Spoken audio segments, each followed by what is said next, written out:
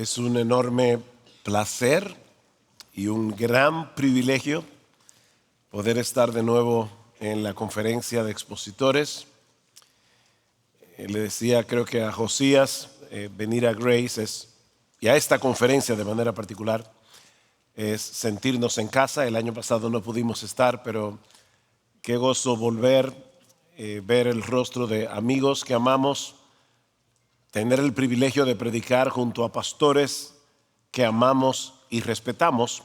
Pero tal vez lo que hace singular o más, no sé si decir más importante esta conferencia, es el tema. Cristo el inigualable. Cuando vi el tema que tocaba para este año, dijo, wow, qué tema. Vamos a pedirle a Él, vamos a pedirle al Señor que nos ayude a nosotros débiles mortales, que llevamos un tesoro en vaso de barro para que la excelencia del poder sea suya y no nuestra, que realmente venga por su Espíritu y abra nuestra mente y nuestro corazón de tal manera que podamos salir, no de esta predicación, que podamos salir de toda esta conferencia amándole más, admirándole más, alabándole más, sirviéndole más, obedeciéndole más, siendo más apasionados con Él. Vamos a orar. Bendito Señor, te damos gracias por todo lo que hemos escuchado hasta aquí. Padre, gracias por haber ayudado a Paul hace una hora para mostrarnos de una manera tan poderosa ese pasaje de Filipenses y recordarnos que nuestra salvación está en Cristo. Eso parece tan esencial, Señor, parece el ABC de la vida cristiana, pero cuánto necesitamos volver a esas verdades una y otra vez. Gracias. Pero ahora, Padre, nosotros estamos aquí frente a tu palabra, conscientes de nuestra propia debilidad, no solamente para predicarla desde el púlpito, sino también la debilidad de mis hermanos para escuchar con atención, recibir la palabra, implantarla en sus corazones por el poder de tu Espíritu y dar fruto. Ayúdanos, oh Señor. Ven en nuestro auxilio y glorifica a tu Hijo por la obra de tu Espíritu, porque te lo pedimos en su nombre. Amén. Les pido por favor que vayan conmigo a Mateo capítulo 7 y vamos a leer los versículos 28 al 29. Dice así la palabra del Señor. Cuando Jesús terminó estas palabras, refiriéndose obviamente al Sermón del Monte, las multitudes se admiraban de sus enseñanzas porque les enseñaba como uno que tiene autoridad y no como sus escribas. En el año 1893, apenas un año después de la muerte del gran predicador, reconocido predicador bautista del siglo XIX, Charles Haddon Spurgeon, James Douglas publicó una biografía de Spurgeon en la que le llamó el príncipe de los predicadores. Y desde entonces, si buscas en Google el príncipe de los predicadores, te van a salir varias biografías de Charles Spurgeon. Algunos dicen que Spurgeon ha sido el más grande predicador de la historia de la iglesia después del apóstol Pablo. Eso quizás algunos pueden discutirlo, pero lo que es indiscutible es que él es uno de los predicadores más citados del pasado hasta el día de hoy. Sin embargo, yo estoy convencido, no conocí a Spurgeon personalmente, pero por lo que uno lee de Spurgeon, su amor por el Señor, Spurgeon exuda a Cristo. Yo puedo estar seguro de que Spurgeon habría estado completamente de acuerdo con otro ministro inglés puritano del siglo XVII, Thomas Watson, cuando afirmó que solo Jesús es el príncipe de los predicadores y que solo Él, decía Thomas Watson, puede ser considerado el mejor de los expositores. Ese es mi tema de esta mañana, el príncipe de los predicadores, no Spurgeon, Jesús. Nuestro Señor Jesucristo es el predicador incomparable al que paradójicamente los predicadores del Evangelio debemos imitar. Él es incomparable, Él es inigualable, Él es inimitable y sin embargo Él es el predicador al que nosotros debemos imitar. Aunque nuestra capacidad de imitar a Jesús obviamente es muy limitada, decía o dice John MacArthur que el Señor modeló muchas cosas que los predicadores contemporáneos pueden y deben imitar. Aunque sería anacrónico, fuera de tiempo, imaginar a Jesús detrás de un púlpito como nosotros hacemos en el día de hoy, no podemos olvidar que Jesús no solo fue un maestro, y la mayoría de las veces cuando lees un libro acerca de este tema te hablan de Jesús como maestro, pero no podemos olvidar que Jesús no solo fue un maestro, Jesús fue un predicador. Mateo nos dice en el capítulo 4 de su evangelio, es decir, inmediatamente antes de su relato del Sermón del Monte, que luego del bautismo y la tentación en el desierto, Jesús comenzó a predicar. Y un poco más adelante, en el versículo 23 de ese mismo capítulo, nos dice que Jesús iba por toda Galilea enseñando en sus sinagogas y proclamando, la palabra ahí es predicando el evangelio del reino. La palabra que se usa en ambos textos es keruso, que significa anunciar, proclamar en alta voz, como lo hacía el kerux, el heraldo de aquellos días. Jesús no solo fue un predicador, Él fue el más grande predicador que ha existido jamás. La predicación jugó un papel preponderante en el ministerio terrenal de Jesús. Hay un pasaje en el Evangelio de Marcos cuando vemos que los discípulos quisieron ceder a la presión de la gente que buscaba a Jesús para ser sanada. ¿Y cuál fue la respuesta del Señor? No. El hombre más compasivo que ha existido, la compasión encarnada, no permitió que la presión de la gente dominara su agenda. La respuesta de Jesús fue: vamos a los pueblos vecinos para que predique también allí, porque para eso he venido. Y fue por toda Galilea predicando en sus sinagogas y expulsando demonios. La prioridad de Jesús no era sanar personas. La prioridad del ministerio de Jesús era predicar el evangelio como un heraldo, predicar la llegada del reino de Dios y llamar a los hombres a seguirlo a Él en arrepentimiento y fe. Y lo que vamos a hacer en esta mañana es considerar esta nota editorial que Mateo incluye al final de su relato del Sermón del Monte, para considerar el impacto que provocó este sermón en aquellos que lo escucharon por primera vez y cuál fue la razón de ese impacto, porque eso nos va a ayudar a entender cómo era Jesús como predicador y de qué manera nosotros, los predicadores contemporáneos, podemos imitar al predicador inimitable, al predicador incomparable. Veamos en primer lugar la razón de este impacto, versículo 28. Cuando Jesús, el impacto del sermón.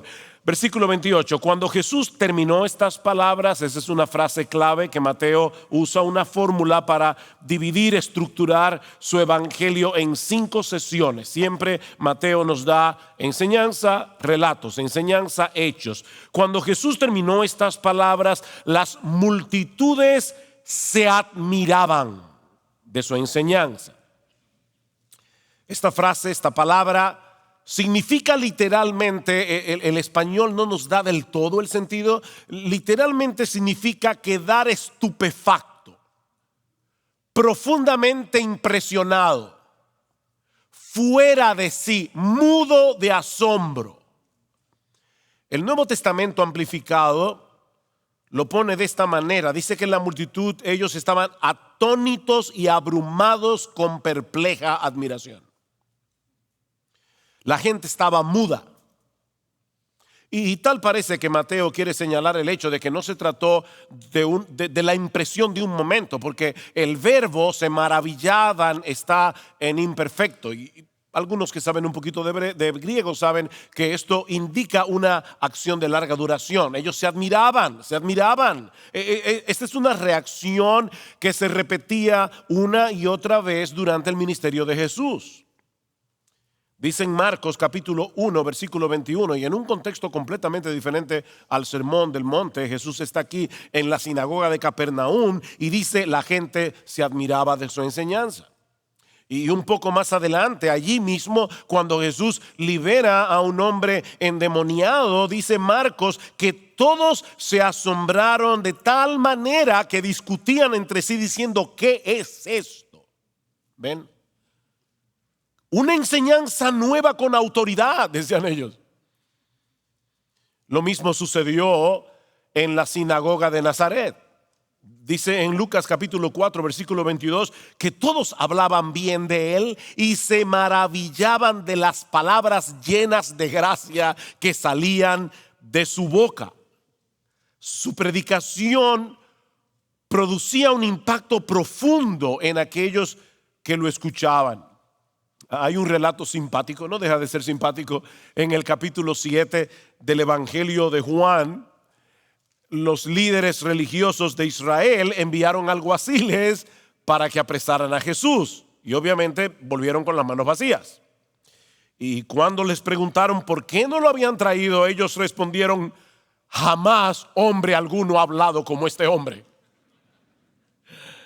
El embelesamiento los paralizó. Ahora, ¿qué era lo que las multitudes percibían de la predicación de Jesús que reaccionaban de ese modo? Porque tal vez tú y yo hoy leemos el Sermón del Monte y decimos, wow, sí, fue un buen sermón, pero para quedar mudo de asombro. ¿Qué era lo que había en la predicación de Jesús? Y de paso aprovecho para decir, no juzguen a los predicadores del pasado por lo que ustedes leen en sus sermones. Tal vez tú lees un sermón de Spurgeon y dices, ¿y por qué era el príncipe de los predicadores? O lees un sermón de Whitefield. Recuerden aquella vez cuando alguien le dijo a Whitefield, señor Whitefield, ¿puedo publicar sus notas en un libro? Y él dijo, muy bien, puedes publicar mis sermones, pero no vas a poder incluir los truenos y los rayos. Eso no aparece en la página impresa. Así que hoy leemos el Sermón del Monte y decimos, bien, es un tremendo sermón, es un precioso sermón, pero para quedarse mudo, ¿por qué la gente reaccionaba así? Versículo 29. Porque les enseñaba como uno que tiene autoridad y no como sus escribas. Mateo me llama la atención esto, como sus escribas. Noten, hermanos, y sobre todo noten, pastores y predicadores, no fue su oratoria lo que los asombró. Ahí no dice, quedaron mudos de asombro por la capacidad que tenía Jesús de expresarse. No eran sus ilustraciones. Y mucho menos el hecho de que Jesús llenara su predicación de historias graciosas y interesantes para mantener la atención del público. No. Lo que asombraba a la gente era su autoridad. Jesús predicaba con autoridad. Y sobre todo cuando ellos comparaban a Jesús con los maestros a los que ellos estaban acostumbrados a escuchar. No olviden, hermanos, que en aquellos días había un maestro de la ley casi en cada esquina, sobre todo en las ciudades grandes como Jerusalén. Así que los judíos del primer siglo, que no tenían sermón audio, no tenían YouTube, ellos estaban acostumbrados, ellos se exponían continuamente a todo tipo de predicadores, a todo tipo de maestros. Y de repente aparece Jesús, reconocido en Nazaret como el carpintero que trabajaba en el taller de José, predicando como nunca nadie lo había hecho jamás. Podemos suponer, mis hermanos, que en esa multitud que escuchó a Jesús en el Sermón del Monte, había personas a los que Cristo les había hecho una mesa, una silla, un trabajo en su casa. Él era el carpintero. Pero ven acá, mi amor, ¿no era ese el que nosotros llamamos para que arreglara la puerta? Jesús era el carpintero, todo el mundo lo conocía, por lo menos en Nazaret. Conocían a sus hermanos y a sus hermanas. Dice en Mateo capítulo 13 versículo 54 que en la sinagoga de Nazaret otra vez la gente se maravillaba y decía: ¿dónde obtuvo esta sabiduría y estos poderes milagrosos? ¿No es este el hijo del carpintero? ¿No se llama su madre María y sus hermanos Jacobo, José, Simón y Judas? ¿No están todas sus hermanas? Ven acá, ¿tú no jugabas con Jacobo? Y veías a José y al otro y a Jesús. Mis hermanos, yo quisiera hoy que nosotros usemos nuestra imaginación y que tratemos de ponernos por un momento en el lugar de la gente que escuchó a Jesús predicar el Sermón del Monte. Jesús se había criado entre ellos. Él no pertenecía a ninguna escuela rabínica, él no había sido entrenado para ser un profesional de la ley, no era escriba, no era fariseo, pero hablaba con una autoridad como ningún maestro había hablado jamás. Y Mateo nos brinda una comparación, dice que él hablaba con autoridad, como uno que tiene autoridad y no como sus escribas. ¿Y por qué Mateo incluye esta comparación aquí? Bueno, porque los escribas solían apoyarse en la autoridad de otros rabinos para demostrar que su interpretación de la ley era la correcta. O sea, en vez de comparar escritura con escritura, que es lo que nosotros debemos hacer en el día de hoy, ellos recurrían continuamente a las voces autorizadas de Israel o a su tradición religiosa, a tal punto que Cristo los acusa en Marcos capítulo 7 de invalidar la palabra de Dios por la tradición. Llegó un momento, como pasa lamentablemente en muchas iglesias evangélicas en el día de hoy, donde la tradición está por encima de las escrituras. De paso, no hay nada de malo en citar a otros pastores, no hay nada de malo en citar comentaristas, autores bíblicos, siempre y cuando no pontifiquemos la enseñanza de ningún hombre. Los evangélicos no tenemos papas. No pontifiquemos la enseñanza de ningún hombre. Los cristianos solo tenemos una autoridad absoluta para saber lo que debemos creer, para saber lo que debemos hacer, y es la infalible, inerrante y todo suficiente palabra de Dios. Nada más. Por otra parte, los escribas se preocupaban excesivamente por los aspectos externos de la ley y de esa manera descuidaban la condición del corazón. Ellos descuidaban la centralidad del amor a Dios, del amor al prójimo. Cristo les dice en Mateo 23: ay de vosotros, escribas y fariseos, hipócritas, porque pagáis el diezmo de la menta, del eneldo y del comino. Ellos eran sumamente escrupulosos con esto, pero habéis descuidado los preceptos de más peso de la ley: la justicia, la misericordia y la fidelidad. Cristo les dice: ustedes cuelan un mosquito y se tragan un camello. Ustedes son como sepulcros blanqueados, que por fuera lucen hermosos, pero por dentro estáis llenos de hipocresía y de iniquidad. Sumamente escrupulosos en los aspectos externos de la ley, pero totalmente descuidados con lidiar con los asuntos del corazón. Y para colmo de males, los escribas tenían un doble estándar, uno para ellos y otro para los demás.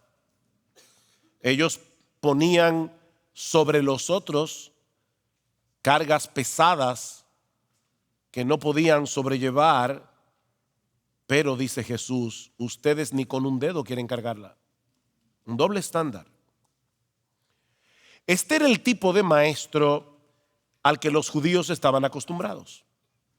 Hombres que se pasaban horas discutiendo sobre las distinciones más ridículas que podamos imaginar, sobre todo en lo relativo al sabbat, al día de reposo. No debemos llevar carga el día de reposo. ¿Se puede usar caja de dientes? No es una broma, es porque estás cargando algo. ¿Y qué hacemos con la gallina que puso el huevo el sábado? ¿Sacrificamos la gallina o podemos comernos el huevo? ¿Deben las mujeres verse en el espejo en el día de reposo? Eso es peligroso, porque pueden verse una cana y verse tentadas a arrancársela, y eso es un trabajo. Entonces, ahí comienzan, ¿verdad? El rabino tal dice esto y el rabino cual y bla, bla, bla, bla. Y de repente aparece Jesús, el carpintero de Nazaret, predicando el evangelio del reino. Y fue más que evidente para todos ellos que este predicador, este maestro, era muy diferente a los demás. Y esto por varias razones. En primer lugar, por el poder espiritual que había detrás de su predicación. A veces nosotros lamentablemente tomamos la Biblia y la leemos como si estuviera desconectada de lo anterior. Mateo va con su narrativa y nos dice en el capítulo 4 de su capítulo 3, al final, antes de la tentación en el desierto, que Jesús, al momento de su bautismo, el Espíritu Santo descendió sobre él. Jesús fue ungido con el Espíritu Santo, por el Espíritu Santo. Pastores, predicadores, nunca olvidemos esto: el Hijo de Dios encarnado, la segunda persona de la Trinidad hecha hombre, llevó a cabo su ministerio en dependencia total del Espíritu Santo. En el capítulo 4 de Lucas se nos dice que Cristo regresó a Galilea en el poder del Espíritu. Y dice, y enseñaba en sus sinagogas, en el poder del Espíritu. E inmediatamente después, Lucas narra lo que sucedió en la sinagoga de Nazaret. Dice que Jesús se levantó a leer, era su costumbre ir a la sinagoga, se le dio el libro del profeta Isaías. Ahora imaginen a los mayores que habían visto a Jesús de Nazaret desde niño, era su costumbre. Ellos decían: ay, vino Jesús, y lo veían chiquitito ahí en Nazaret. Jesús se levanta a leer y, habiendo abierto el libro, halló el lugar donde estaba escrito: el Espíritu del Señor está sobre mí, por cuanto me ha ungido para dar buenas nuevas a los pobres, me ha enviado a sanar a los quebrantados de corazón, a pregonar libertad a los cautivos, vista a los ciegos, poner en libertad a los oprimidos, a predicar el año agradable del Señor. Él está citando aquí Isaías capítulo 61 versículos 1 y 2, y enrollando el libro lo dio al ministro y se sentó, y los ojos de todos en la sinagoga estaban fijos en él. Él. Es la misma palabra que aparece en 2 Corintios capítulo 3, cuando dice que los israelitas tenían su mirada puesta en Moisés cuando bajó del monte. Ellos estaban con sus ojos fijos en Jesús y comenzó a decirles: hoy se ha cumplido esta escritura delante de vosotros.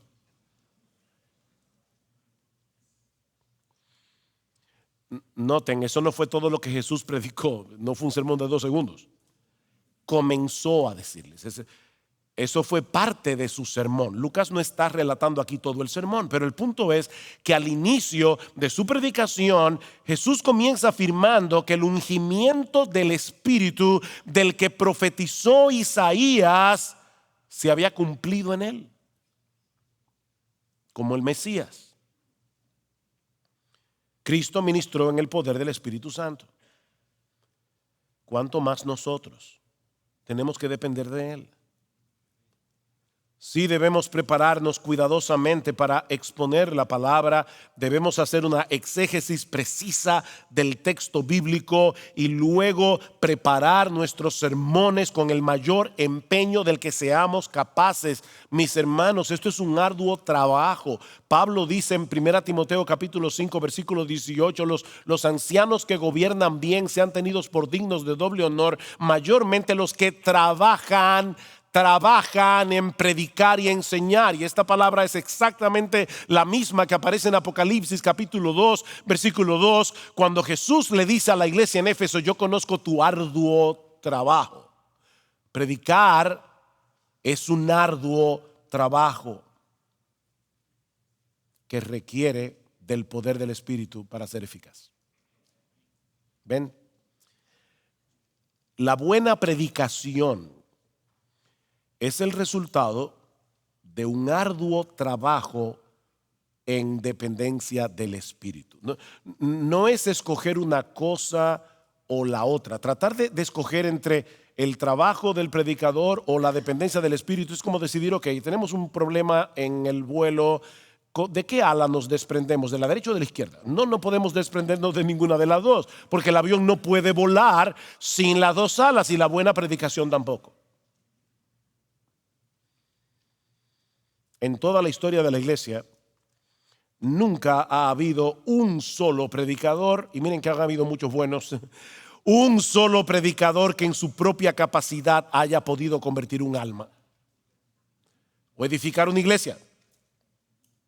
Si queremos predicar como Jesús, debemos estar conscientes de nuestra propia debilidad y de que la tarea que se nos ha encomendado sobrepasa por mucho nuestras capacidades naturales. Pero no era solo el poder de su predicación lo que tomó a esta gente por sorpresa, sino también su contenido, el contenido del sermón. Y una vez más, por favor, hagamos el esfuerzo de ponernos en la mente de cualquier judío del primer siglo escuchando por primera vez el Sermón del Monte. Este carpintero de Nazaret ha subido al monte, multitudes están a su alrededor y él comienza a enseñar.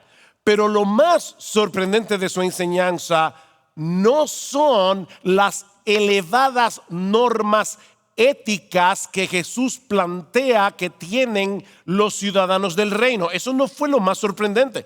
Lo más sorprendente de la predicación de Jesús era cómo él predicaba a Jesús. Era lo que él decía de sí mismo.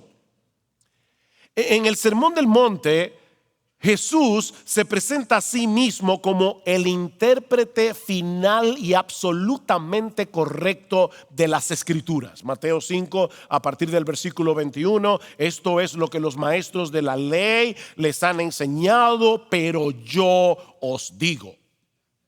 Ahí está. Los rabinos que ustedes acostumbran a oír se han quedado cortos en su interpretación de lo que Dios habló en el Sinaí. Yo soy el intérprete oficial de la corte celestial que puede enseñarles con autoridad el verdadero alcance de cada una de las palabras que salió de la boca de Dios en el monte Sinaí. Todas las veces de paso que Jesús citó un pasaje del Antiguo Testamento, como hizo en Lucas capítulo 4, eso era exactamente lo que ese pasaje significaba. En su contexto. Hoy día la gente se reúne en estudios y dice, ¿qué significa este texto para ti? Pregunta errónea. No, lo que importa no es lo que ese texto significa para ti, es lo que ese texto significa, ya no sigas. ¿Qué significa ese texto? Se acabó. Ese texto en su contexto, Jesús nunca torció las escrituras para hacer valer un argumento. Lo que él decía acerca de ese texto era exactamente lo que ese texto significaba. En ese sentido, y yo sé que algunos van a reaccionar aquí, pero en ese sentido es apropiado decir que Jesús era un predicador expositivo. ¿Era Jesús un predicador expositivo? Claro que sí. Es verdad que él nunca se paró en un púlpito y enseñó versículo a versículo un libro completo del Antiguo Testamento. Sin embargo, Jesús siempre expuso lo que el texto bíblico significaba y nada más. Porque Jesús tenía las escrituras, no sé si ni siquiera decir en muy alta estima, en toda la estima. ¿Ustedes recuerdan cuando iban los discípulos camino a Emaús y el Señor le dice, oh insensatos y tardos de corazón para creer todo lo que los profetas han dicho? Lo que a mí me llama la atención de ese texto es que casi al final de su ministerio Jesús les había dicho 3 veces, me van a arrestar, me van a golpear, me van a juzgar, me van a crucificar, voy a resucitar. Él pudo haber dicho, oh insensatos y tardos de corazón para recordar lo que yo les dije. Pero dice, no, insensatos y tardos de corazón, para creer lo que los profetas han dicho. Así tenía Jesús, el Hijo de Dios encarnado. Así veía él las escrituras, con esa autoridad. Impresionante. En el monte de la tentación, Satanás, escrito está. Ya, se acabó el argumento. Si está escrito aquí, ya no hay nada más que hablar. Recuerdo aquella niña en la escuela dominical, aquel niño, perdón, no en la escuela dominical, en la escuela tenía un profesor ateo y el profesor quería ridiculizar la Biblia y le dice, entonces ¿tú crees que es verdad que un gran pez se tragó a Jonás? Tú no sabes que los peces, la tráquea, no cabe. Y el niño le respondió muy sabiamente, mira, yo creo que un pez se tragó a Jonás porque la Biblia lo dice, y si la Biblia dijera que fue Jonás que se tragó al pez, también lo creyera. Esta es la palabra de Dios.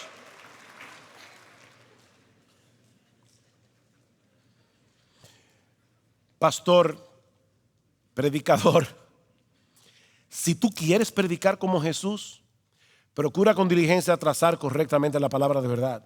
Procura con diligencia presentarte a Dios aprobado como obrero que no tiene de qué avergonzarse, que traza bien la palabra de verdad. Estudia el texto en su contexto hasta que tú seas capaz de poder decir con una limpia conciencia, así dice el Señor. Estudia. Pero, perdón. Pero Jesús no solo se presentó como aquel que nos provee la interpretación final de las Escrituras. Fue más que eso. Él se presenta en el Sermón del Monte como aquel en quien se cumplen las Escrituras. No penséis que he venido para abrogar la ley o los profetas. No he venido para abolir, sino para cumplir. Porque en verdad os digo que hasta que pasen el cielo y la tierra no se perderá ni la letra más pequeña ni una tilde de la ley hasta que todo se cumpla. Para el judío del primer siglo, esta expresión, la ley y los profetas, señalaban todos los libros del Antiguo Testamento. Yo no vine a abolir ninguno de los libros del Antiguo Testamento, pero era más que eso. Cuando el judío del primer siglo escuchaba la ley y los profetas, él pensaba en las escrituras del pacto. Dios había hecho un pacto y estos libros eran el documento oficial de los pactos, de manera que Jesús se está presentando aquí como aquel en quien se cumplen todas las estipulaciones y promesas de los pactos que Dios hizo con su pueblo en el Antiguo Testamento. Yo vine a cumplir el pacto davídico. Yo vine a llevar conmigo todas las maldiciones de la ley del pacto mosaico que mis elegidos merecen. Yo soy el hijo de David. Mis hermanos, de verdad, otra vez, pónganse en la piel de un judío del primer siglo y escuchen eso como si nunca antes lo habrían escuchado. Examináis las escrituras porque a vosotros os parece que en ella tenéis la vida eterna. Y ¿saben una cosa? Ellas dan testimonio de mí. Juan 5:39. Y un poco más adelante les dice Jesús: no penséis que yo os acusaré delante del Padre. El que os acusa es Moisés, en quien vosotros habéis puesto vuestra esperanza. Porque si le creyerais a Moisés, ustedes me creerían a mí, porque fue de mí que escribió él.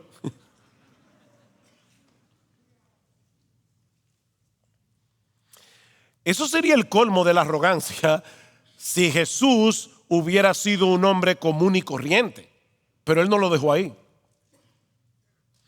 Jesús también afirma en el Sermón del Monte que es nuestra relación con Él y nuestra lealtad hacia Él lo que va a determinar que tu vida sea bienaventurada en el tiempo presente y por toda la eternidad. Bienaventurados sois cuando por mi causa os vituperen y os persigan y digan toda clase de mal contra vosotros mintiendo. ¿Ven? Él no dijo bienaventurados los que sufren por la verdad. Él no dijo bienaventurados los que sufren por el reino de los cielos. Él dijo los que sufren por causa de mí. Ustedes serán bienaventurados cuando tengan que sufrir insultos, reproches por su identificación conmigo. No importa el precio que tengan que pagar, porque no hay nada más importante en esta vida que conocerme a mí y tener una relación conmigo. Y si tienen que ser apedreados y martirizados, vale la pena.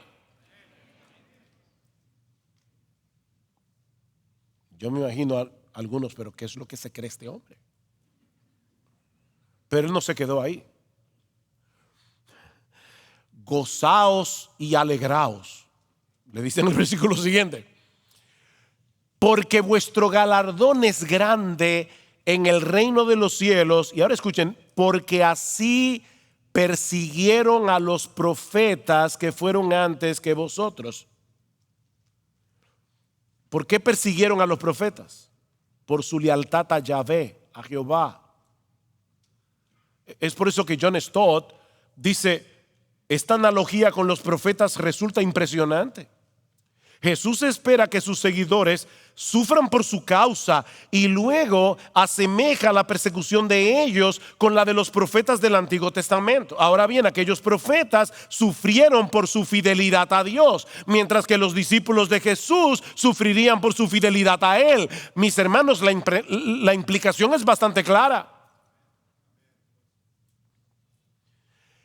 Jesús está demandando de los suyos el mismo nivel de lealtad que solo el Dios todopoderoso, creador de los cielos y de la tierra, puede demandar de sus criaturas.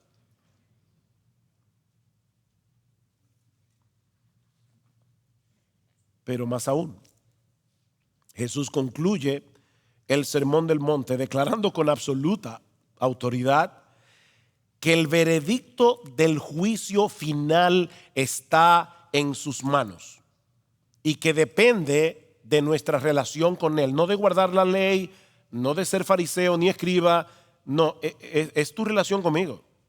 No todo el que me dice Señor, Señor, no todo el que me dice Señor, Señor entrará en el reino de los cielos, sino el que hace la voluntad de mi Padre que está en los cielos. Muchos me dirán en aquel día. Yo voy a estar allí sentado como juez. Ustedes se van a presentar delante de mí y muchos de ustedes van a clamar, pero Señor, Señor, no profetizamos en tu nombre y en tu nombre echamos fuera demonios y en tu nombre hicimos muchos milagros. Ustedes se dan cuenta, toda esta gente clamará tener una relación con Jesús, porque ellos ya en ese momento van a saber que lo único que importa, lo único que tiene importancia es conocer a Jesús y que Jesús te conozca a ti.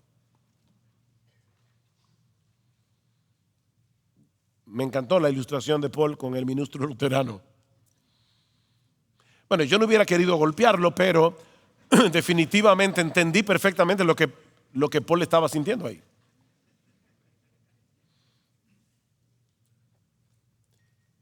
Y entonces les declararé, yo. O sea, ustedes me van a hablar a mí en el día del juicio y entonces yo les declararé, el veredicto está en mis manos. Apartaos de mí, hacedores de maldad, yo nunca os conocí. No con un conocimiento intelectual. Jesús conoce a todos los ateos, a todos los agnósticos, a todos los impíos, pero no tiene una relación personal íntima con ellos. Eso es lo que Jesús está diciendo. Ustedes dicen Señor, Señor. El hebreo repetía el nombre para indicar proximidad. Abraham, Abraham, Samuel, Samuel, Marta, Marta. Cada vez que tú repites un nombre es yo te conozco, somos amigos. Y esta gente va a decir Señor, Señor, ¿tú no te acuerdas los milagros y las cosas que yo hacía en la iglesia? No, tú nunca tuviste una relación conmigo. Yo nunca os conocí. Pero lo más impactante para mí personalmente de esa declaración es que Jesús está diciendo que el castigo del infierno para aquellos que no reconocen a Jesús como Señor es estar separados de Él. Ese es el castigo, apartaos de mí. ¿Quién es este hombre que está diciendo la mayor bienaventuranza que puede tener un hombre es vivir conmigo por los siglos de los siglos, y ustedes no van a tener esa bendición? Apartaos de mí. Eso es lo más terrible.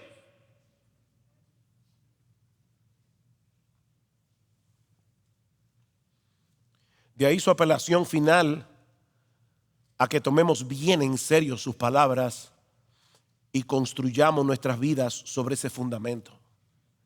Por tanto, ven, apartaos de mí, hacedores de maldad.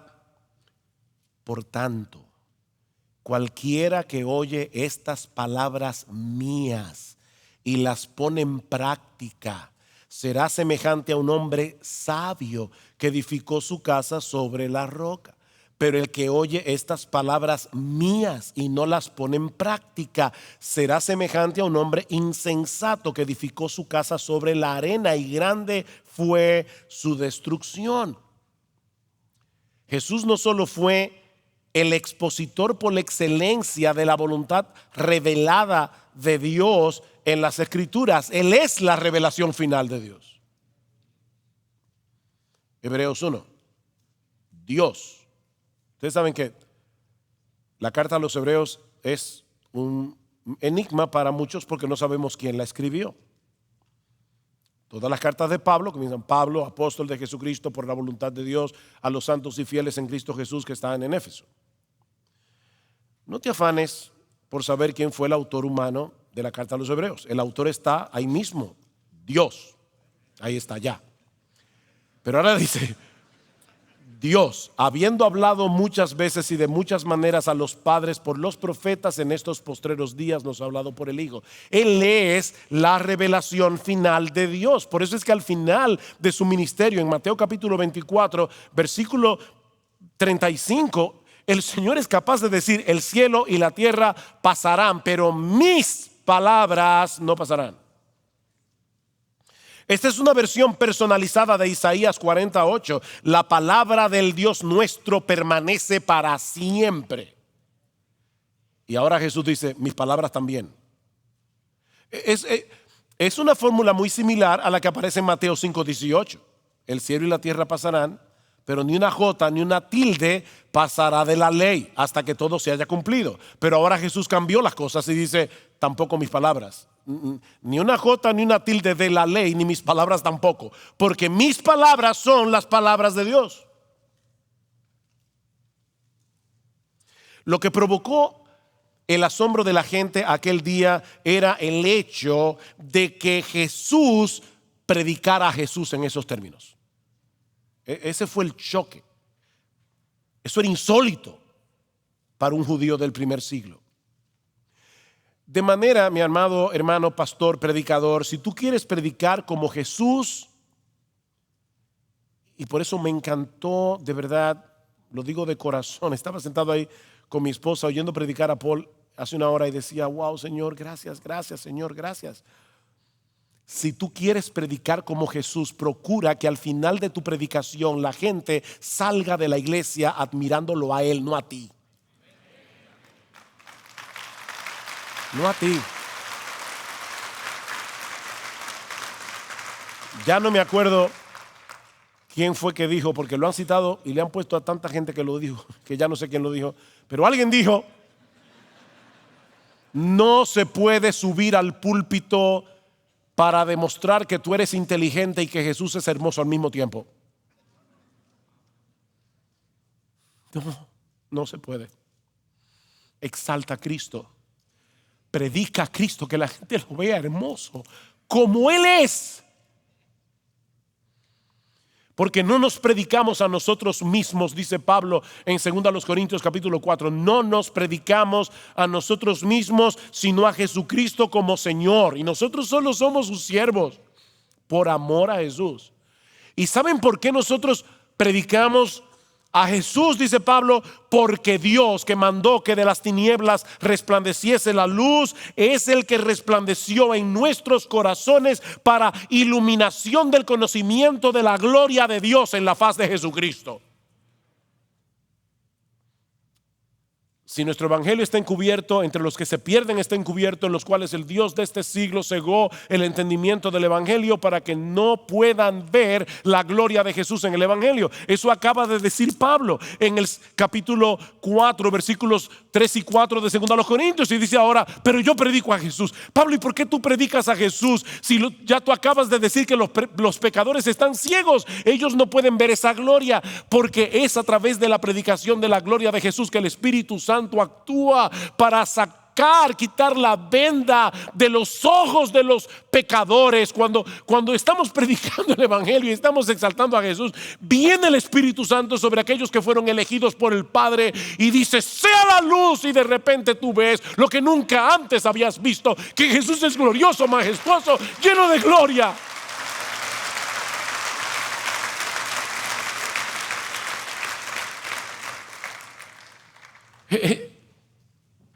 Pastores, es la predicación de Cristo lo que salva y santifica. No te prediques a ti mismo. No subas al púlpito para traer sobre ti la admiración de los hombres. Esa es una profanación de la sagrada tarea que Dios nos ha encomendado. Pero no solo les resultaba chocante lo que él decía de sí mismo, sino también lo que Jesús decía del verdadero discipulado. Jesús no se pierde en los detalles irrelevantes que interesaban a los escribas. Jesús va al grano, va directo al corazón, a la esencia de la piedad. El reino de los cielos no está reservado para aquellos que presuponen estar en regla con la ley. No, es para los pobres en espíritu, es para los que reconocen que están en una absoluta y total miseria espiritual. Los ciudadanos del reino son sensibles a sus pecados, ellos lloran, son mansos, están hambrientos y sedientos de justicia, de una vida más santa, de una vida más pura. No se contentan con tratar de conformarse externamente a la letra de la ley. No, mis verdaderos discípulos guardan el espíritu del mandamiento. Esta gente se maravillaba porque nunca antes se les había tocado la llaga del corazón, como lo hizo Jesús aquel día. ¿Tú crees que estás libre de adulterio porque no te has acostado con ninguna otra mujer? Yo os digo que el que mira a una mujer para codiciarla ya adulteró con ella en su corazón. ¿De verdad tú crees que los escribas y fariseos son los super santos? Pues yo te digo que si tu justicia no es mayor que la de ellos, tú no vas a entrar en el reino de los cielos. Porque la de ellos es una cosa externa. Yo transformo el corazón. Eso es como decir en una escuela de canto: mira, si tú no cantas como Pavarotti, ni apliques. Para el judío del primer siglo, ellos decían: si van a entrar solo dos personas al cielo, uno va a ser un escriba y otro un fariseo. Y Cristo dice: no. Si vuestra justicia no fuere mayor que la de ellos, ustedes no entrarán. Oíste que fue dicho: no cometerás homicidio. Tú crees que estás libre, ¿verdad? Mas yo te digo que el que se enoja pecaminosamente contra su hermano y el que echa fuera la ira del corazón para maltratar a su hermano y le llama racá, imbécil, cabeza hueca, bueno para nada, va para el infierno. O sea, de verdad, otra vez, ahí está un judío oyendo eso.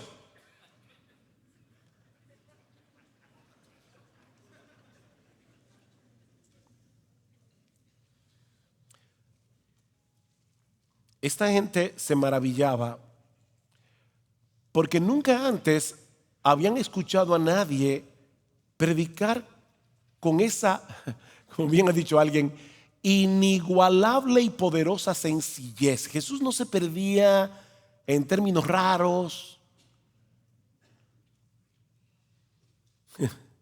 La primera vez que yo vine a Grace Community Church fue en el año 1985. Yo era joven, era un niño aventajado. No. Yo vengo aquí a Grace y estamos con el jet lag, medio dormidos, y nos invitan en la parte hispana. Era otro pastor, no era Henry Tolopilo ni Josías, obviamente. Y nos invitan ellos tenían, no sé si lo tienen todavía, flocks, rebaños que se reunían cada semana, y entonces el pastor se reunía con los hermanos líderes del grupo, y eran hermanos que no habían estudiado en seminario, nada de eso. Y yo recuerdo que yo estaba allí ya con un sueño y estoy ahí sentado el día que llegamos a Los Ángeles, pero de repente uno de los hermanos le pregunta al pastor: pastor, ¿Judas hubiera podido no traicionar a Jesús? Ya eso me despertó. Pero lo que me quitó el sueño fue que de repente yo oigo la voz de un hermano, y después nos hicimos súper amigos hasta el día de hoy. Yo escucho la voz de un hermano que dice: bueno, eso depende si tú eres supralapsario o infralapsario. Al final obviamente me acerqué y le dije: tú estudias en un seminario, ¿verdad? Dice: sí. Y ya nos hicimos muy amigos, de verdad, hasta el día de hoy somos muy amigos. Pero mira, esas palabras están bonitas para decirlas en una clase de teología. No te pares en el púlpito a hablar del infralapsarianismo, porque la gente va a decir: no entendí nada, pero el tipo sabe de eso.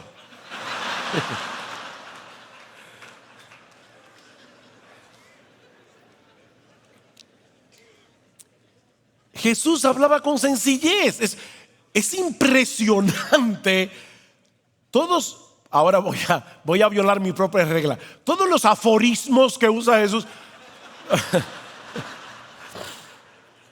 Los aforismos son frases cortantes: dad al César lo que es del César y a Dios lo que es de Dios. Solo 10 palabras en el texto original griego. ¿Cuánta sabiduría hay ahí? Si tu ojo derecho te es ocasión de caer, córtatelo.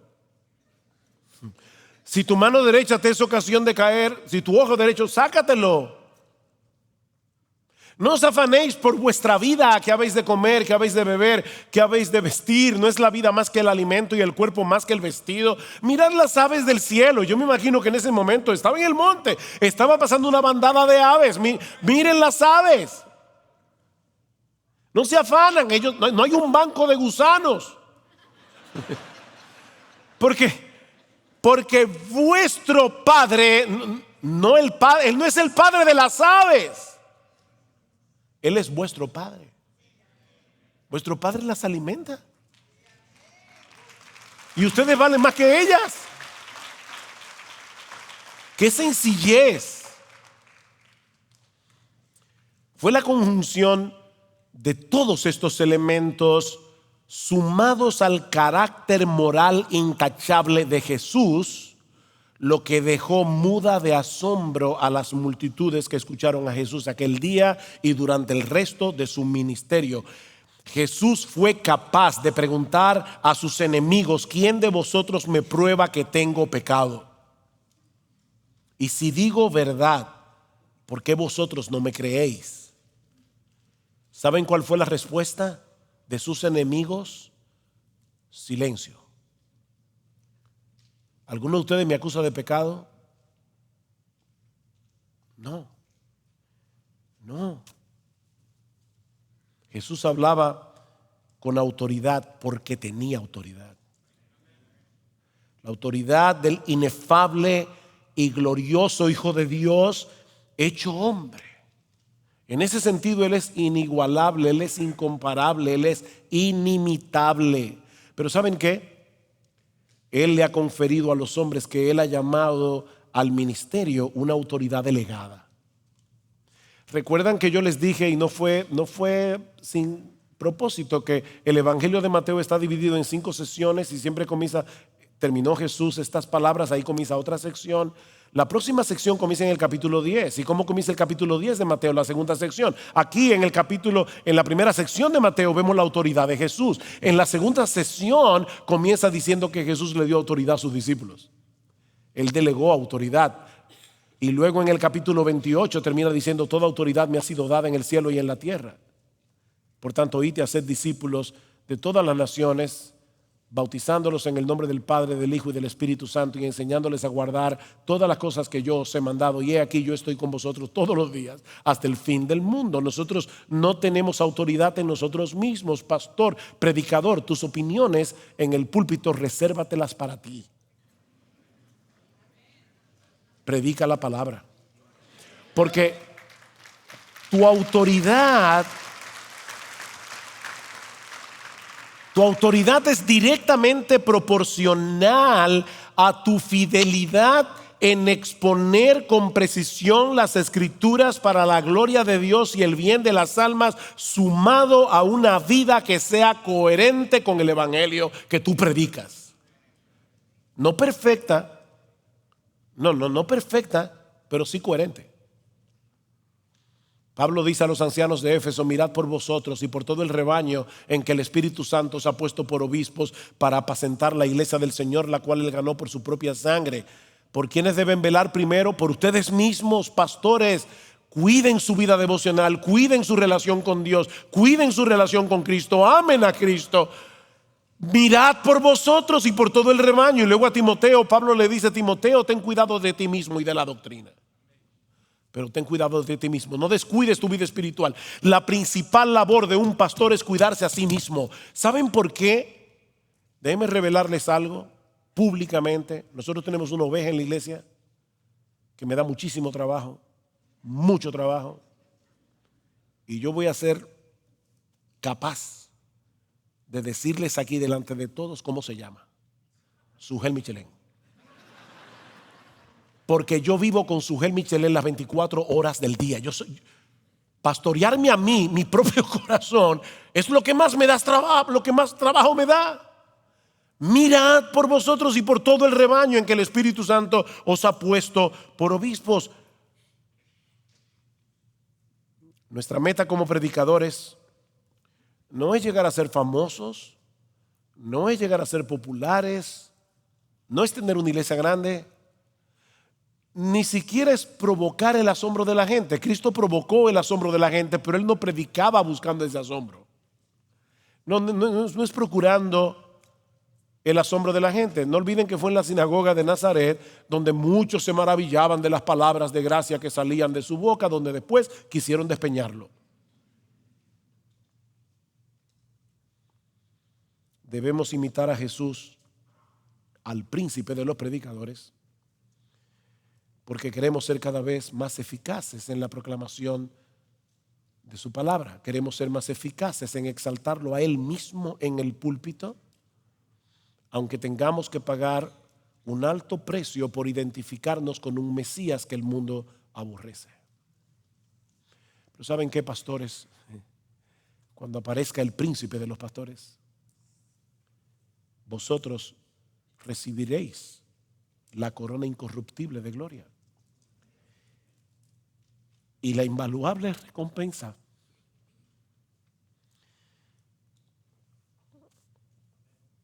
de escuchar de sus labios: bien, buen siervo y fiel. Tu iglesia era pequeña, nadie veía tus sermones en YouTube, no te invitaban a ninguna conferencia, pero tú fuiste fiel, año tras año, pastoreando esas 15 ovejas, predicándoles el evangelio, llevándolos a amar a Cristo. Bien, buen siervo y fiel. En lo poco fuiste fiel, en lo mucho te pondré. Ven y entra en el gozo de tu Señor.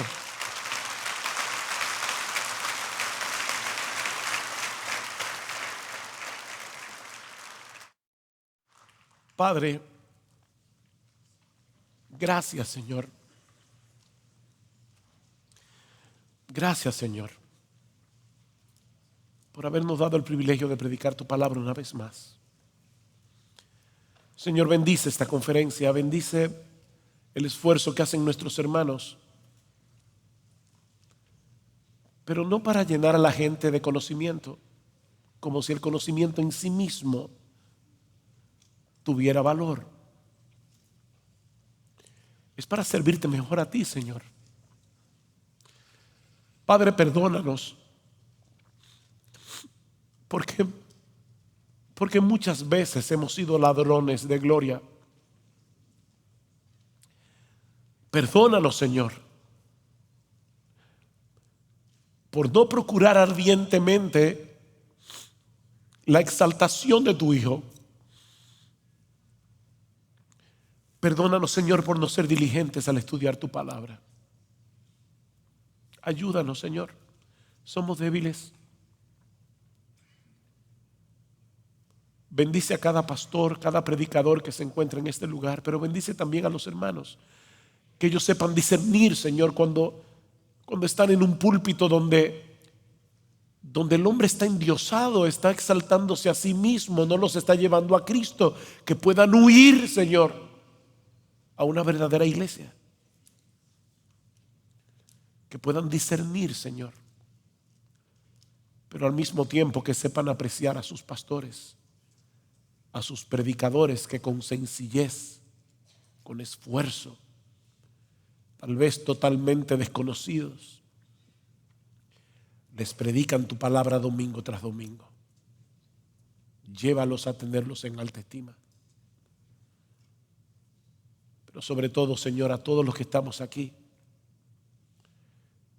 envía tu Espíritu, como te pedíamos al principio, para que todos crezcamos en nuestra admiración del admirable, nuestro bendito, precioso, glorioso Señor y Salvador Jesucristo. Amén.